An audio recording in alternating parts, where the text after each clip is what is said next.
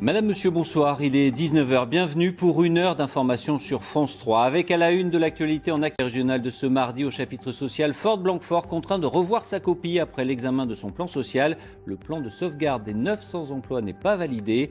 Un délai d'une vingtaine de jours peut-il permettre la reprise du site par le groupe Punch et la sauvegarde de 350 postes? Nous poserons la question à Philippe Poutou, délégué syndical du site, notre invité. Météo France a donc l'actualité de ce mardi en Aquitaine, c'est donc le rejet par l'administration du plan de sauvegarde de l'emploi de Ford pour la fermeture du site de Blanquefort. Un répit d'une vingtaine de jours est accordé pour revoir la copie. Philippe Poutou, bonsoir. Merci d'avoir accepté notre invitation. Très concrètement, c'est une bonne ou une mauvaise décision de l'administration du point de vue des salariés que vous représentez? Pour nous, c'est une bonne décision, c'est ce qu'on demandait, c'est ce qu'on espérait. Les dernières réunions qu'on avait eues à Bercy, c'était pour demander est-ce que ça se passe comme ça, parce que le fait que ce ne soit pas homologué, c'est quand même d'abord une claque à Ford, une petite claque, parce que ça montre qu'ils ne sont pas dans la légalité, et puis ça permet de contrer leur logique destructrice, qui est celle de fermer une usine. Et donc c'est important pour nous, parce que ça donne du délai supplémentaire, et ce délai supplémentaire, ce n'est pas garanti, mais on espère, ça permet de concrétiser un projet de reprise, ça permet de faire changer d'avis Ford, c'est-à-dire les contraindre à enfin accepter d'envisager ça et de vendre son usine.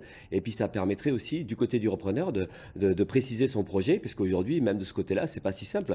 Donc, on voudrait que l'État intervienne dans tout ça, mais qu'au bout du compte, il y ait une solution qui permette de sauver au moins un bout d'usine avec à peu près 400 emplois, sans parler de tous les emplois induits qui sont concernés dans la région bordelaise. Alors avant de poursuivre cet entretien, je propose d'écouter les réactions des élus de tous bords au rejet de ce plan de sauvegarde de l'emploi de Ford, en compagnie de Gilles Bernard et Jean-Michel Lidvine. La décision est tombée dans le sens espéré par les salariés, l'État et les collectivités. Le plan de sauvegarde de l'emploi n'a pas été homologué par la directe et Ford va devoir revoir sa copie. Ça permet de se remettre autour de la table, d'envoyer un signal fort aussi à la direction de Ford en disant l'État ne veut pas lâcher comme ça et vous laisser faire un plan de licenciement qui ne se justifie pas aujourd'hui. Cette non-homologation est un signal que les pouvoirs publics, on envoie aux clients potentiels de Punch. Parce que c'est ça, bien évidemment, qui compte.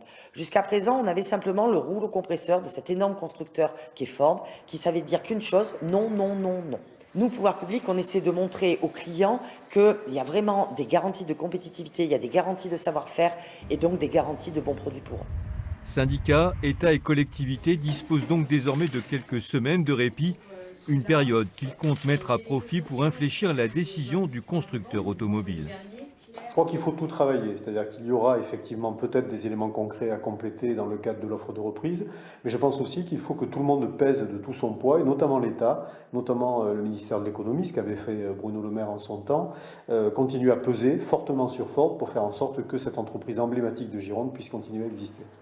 Faire pression sur Ford et consolider l'offre de reprise. Une délégation intersyndicale doit d'ores et déjà se rendre chez Punch vendredi à Strasbourg. Philippe Poutou, on vient d'entendre les élus, mais l'état d'esprit de vos collègues, les salariés, les 900 salariés de Ford-Blanquefort, il est dans quel état? C'est très partagé, en tout cas, tout le monde a plus de 10 ans de lutte. Voilà, ça fait même un peu plus de 10 ans de lutte. Donc l'ambiance qui est générale, c'est évidemment l'inquiétude, la peur du lendemain, et puis beaucoup de résignation qui se traduit par une passivité. Enfin, les collègues sont très spectateurs de tout ce qui se passe parce qu'en fait, ils pensent qu'on ne peut rien faire, qu'on ne peut rien changer. Et on est, c'est vrai, il faut le reconnaître, une minorité à agir, même l'intersyndicale. Les syndicats sont divisés. Il y a 3 syndicats sur les 5 qui se battent aujourd'hui. Donc voilà, c'est vrai que c'est complètement compréhensible. C'est difficile aujourd'hui de relever la tête, de se battre. Et pourtant, il y a un réel espoir. Il faut qu'ils fournissent en gros des lettres d'engagement de potentiels clients pour que ça valide la reprise. De toute façon, nous, on est dans une situation où on ne fait pas de pronostic. Depuis le début, Ford a dit on va fermer, point barre. Et nous, ce qu'on dit, c'est que non, ça ne se passera pas comme ça, sans juger évidemment de l'espoir ou pas de changer. C'est qu'en fait, on n'a pas le choix en réalité. C'est qu'il y a tellement de chômage ailleurs. On sait tellement que c'est la catastrophe de la précarité, des bas salaires, des petits boulots en permanence. Donc du coup, nous, on se dit que la meilleure façon d'avoir un boulot, c'est de défendre celui qu'on a. Donc il y a une bataille. Et cette bataille, on la mène jusqu'au bout avec les moyens qu'on a. Et c'est vrai que jusqu'à présent, on a réussi à un peu bousculer les pouvoirs publics et l'État, à les faire agir. Y compris fédérer l'ensemble des élus. Tout à fait, y compris donc Bruno Le Maire, parce que finalement, au bout du compte, en posant le problème de l'emploi dans la région, en montrant que finalement une usine qui ferme, c'est un peu comme une tempête. Là, on parlait de la tempête tout à l'heure. C'est une catastrophe aussi avec des dégâts énormes. Et ça veut dire des centaines, des milliers d'emplois autour dans la région. Donc c'est important d'arriver à défendre ça et d'arriver à rompre avec cette logique où finalement les usines ferment les unes après les autres. Et on ne peut rien faire. Et en plus, aujourd'hui, il y a quand même pas mal d'usines qui ferment. Donc Philippe, c'est important de résister à ça par rapport à ça. Une dernière question, je vous coupe. Très concrètement, on sait que la prochaine étape, elle est cruciale. C'est quoi le calendrier et c'est quoi les espoirs, très concrètement? Le calendrier, c'est déjà, on va rencontrer Punch vendredi à son usine de Strasbourg. Donc l'idée, c'est de mettre la pression, c'est de montrer qu'on ne lâche pas. Il faut absolument qu'ils concrétisent leur projet, de voir un peu ce qu'ils ont de concret, enfin, voilà, comment, de pousser pour que ça aille jusqu'au bout.